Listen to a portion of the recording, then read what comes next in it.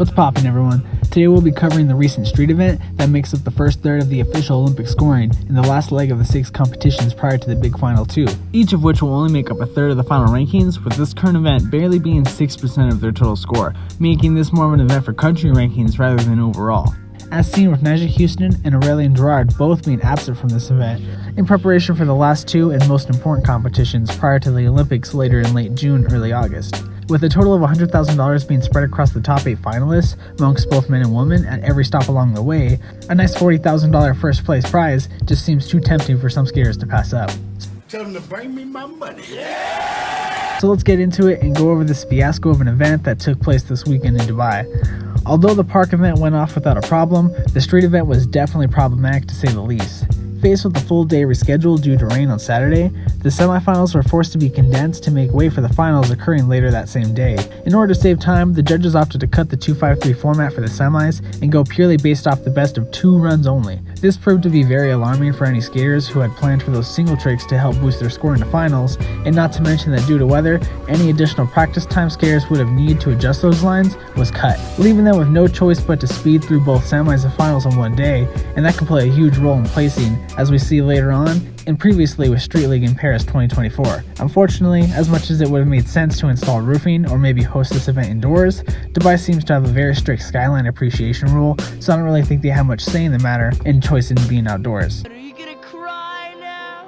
Come on, cry, baby, cry for me. Come on, cry. As for the men's semifinals, things definitely had a rough start for the men's first heat, as only Gustavo and Sora were able to land their first run in the first wave of 8 skaters.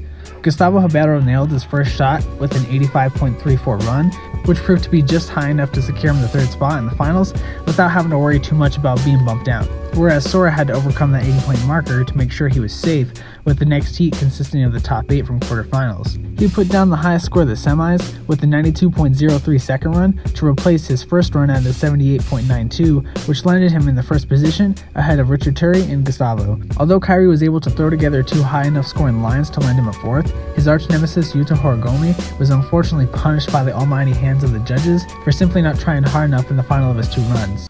Fuck out of here, boy. Get that weak shit out of here. Stuff curved my ass, nigga. Get the fuck out of here, man. Y'all niggas ain't do shit, man.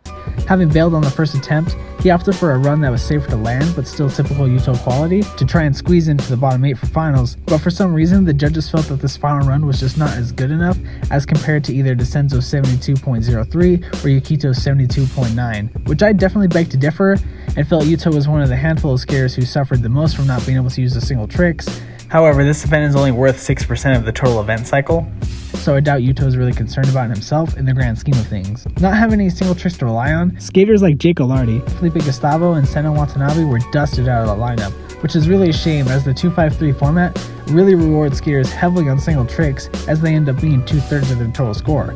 So unfortunately without them, the more consistent skaters were smart enough and able to work in some of their select single tricks into their runs. As we see with Sora snagging the top spot with the 92.03 score, proving more than high enough to protect him from being pushed out of the top 8.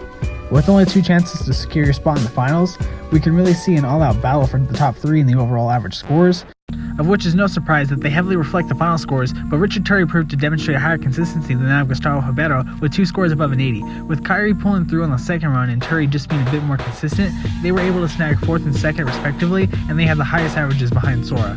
With Matt Berger, Jinwoo, Kito, and Descenzo filling out the remaining of the 4 spots, we can see that going forward, any future rescheduling will result in a similar outcome and shift the advantages to the skaters with consistency in the runs rather than impressive single tricks. You got me now! You got me now! You figured me out! You fucking income fucking poop! As we move on towards the men's street final, we have our top 8 skaters throwing down just a few hours after they had won their semifinal positions, and thankfully, unlike the semis being affected due to weather, the finals were fully able to commit to the 2-5-3 scoring system and allowed for single tricks to be thrown down after the runs were completed.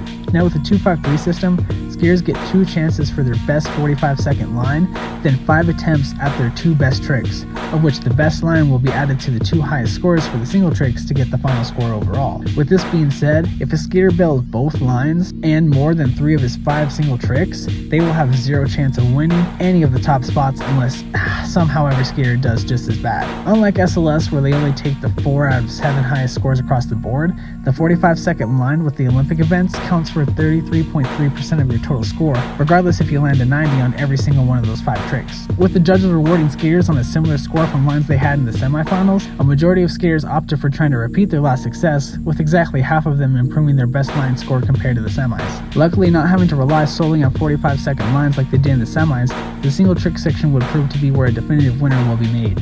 When it comes to the single trick, with only 2 scores being kept, it's a smart idea to put your best foot forward and focus on securing 2 huge scores to add to your 1 line score, as we see with Kairi Natsuki and his only 2 landed single tricks being a back-to-back 85.36 on a heel flip back tail and a 93.17 inward heel front board to go with his 85.21 line score. Following in these exact same footsteps is Gustavo Ribeiro, who lost out to first place with what I feel has been the closest gap ever in a long time, a literal 0.04 difference.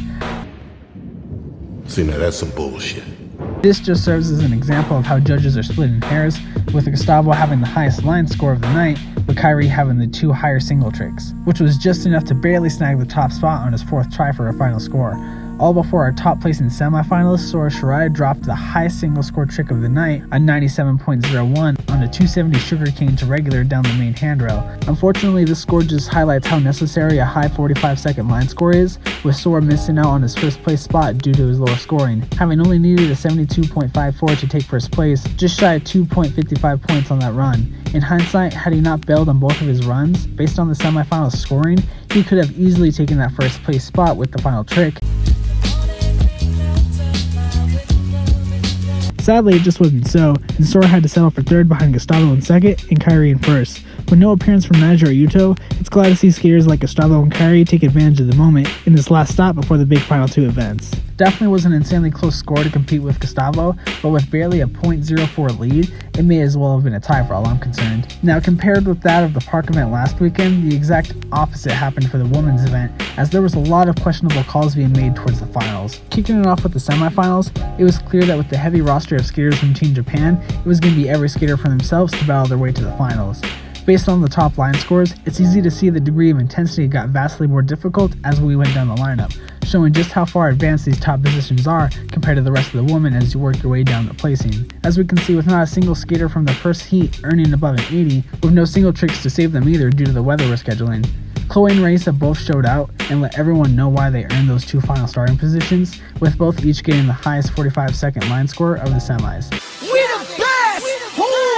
We nigga! Now I'm going to keep this 85.41 score, as everyone in the comments for finals was apparently livid about this run compared to her finals run. With only 2 skaters for the first heat making it to the finals, you can see just how intense the second heat was, with the Japanese knocking each other out of the top 8 the whole time along the way, leaving the top 3 spots to Chloe, Rayssa, and a newer face from China, Zhenji, who has been climbing rather quick through the masses of other fellow Asian countries and placed 3rd in tonight's semis. That left the remaining spots to the Japanese team, consisting of Ibuki, Liz Akama, Koko Yoshizawa, Nanaka Fujisawa, and Miyu Ito, with both Yumika and Momiji pushing Ruse out of her 8th spot in the first heat and leaving them all less than 5 points shy of the finals. As we go forward with the finals, we can see that from the gate, it's an all-out battle against Team Japan, with them occupying more than half the final roster.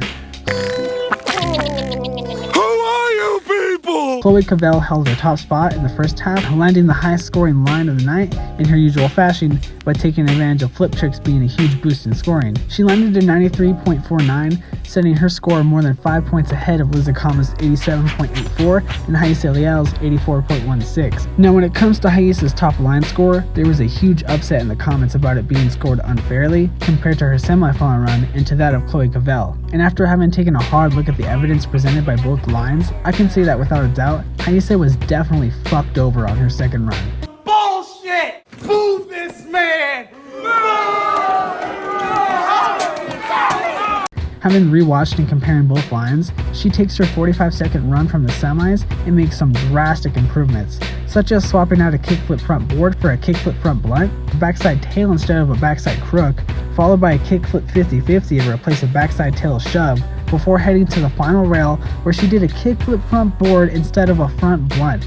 Having improved literally half of her selected tricks in her run and receiving a score that was 1.25 points lower is already insulting enough, but it's even worse when compared to the fact that Chloe improved absolutely nothing in her run and did not get penalized for repetition whatsoever. I'm not going to argue that Rayssa's score should have been higher than that of Chloe's, as Chloe was smart enough to boost her own with 6 flip tricks and 1 more trick than that of Rayssa. But what I will say is that it's complete garbage judging to score a skater lower for simply improving their run without any explanation at all. Having faced preemptive defeat, Rayssa was unfortunately thrown off her game, and as a consequence, was only able to land 1 score in the single trick section, having bailed 4 out of 5 tricks, thus landing her in the bottom 8th spot. And as mentioned previously, without having 2 single trick scores in your lineup, it's really impossible to place on the podium. Why isn't it possible? It's just not. Why not, you stupid bastard? Having probably ran out of endurance from the previous semifinal just a handful of hours prior, we saw China's prospect Shinji face the opposite of Rayssa's predicament, having unfortunately bailed at the initial start of both of her 45-second runs, leaving her 2 back-to-back single tricks just not being enough without a high enough line score. As for the rest of the skaters in the women's final, every single one of the Japanese skaters landed the minimum requirement of 1 line and 2 single tricks, proving that none of them came to play. As can be seen with Liz Akama snagging her 3rd single trick, a frontside feeble frontside 180, leveling out the playing field between her and Chloe's line score, followed by her final single trick of the night, and the only one landed in the last wave, a super proper and rare 270 lip to fakie, giving her a 93.17 and the 3.66 points needed to overtake Chloe on her final shot. With no single tricks to go off from the semis, it's fair to say that Rayssa's kickflip backside lip could have been worthy of another 90, which would have put her just above Akama, giving her line was scored appropriately to begin with in the first place.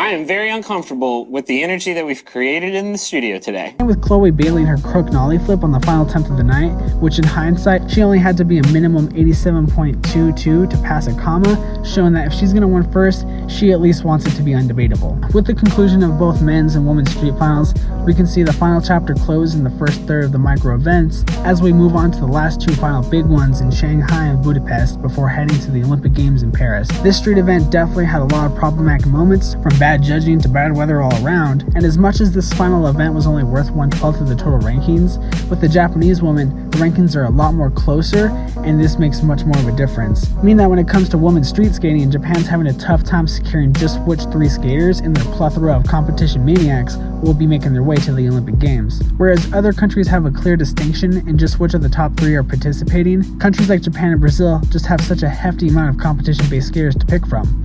As these leaderboards shift around, we'll have a clearer picture of just who's going to represent for their country, and unfortunately who didn't make the cut. I'll do my best to keep up with any additional information as we make our way to the next event in Shanghai, China, taking place May 14th through the 19th. Feel free to check out my previous video on the park event that took place for this circuit just a week prior, and my course review preview highlighting an in-depth look into the skate courses themselves. As always, thanks for watching, and stay pushing.